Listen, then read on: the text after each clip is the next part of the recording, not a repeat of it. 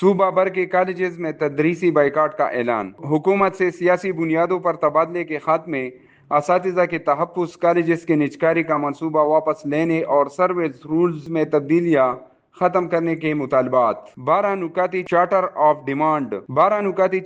Demand حکومت کو پیش۔ مطالبات تسلیم نہ کیے گئے تو کالجز بند کر دیے جائیں گے۔ لیکچررز اینڈ پروفیسرز ایسوسی ایشن کا وزیر اعلیٰ تعلیم کو خط۔ خیبر پختونخوا کے تمام کالجز میں آج سے لیکچررز اور پروفیسرز نے تدریسی بائیکاٹ کا اعلان و آغاز کر دیا ہے۔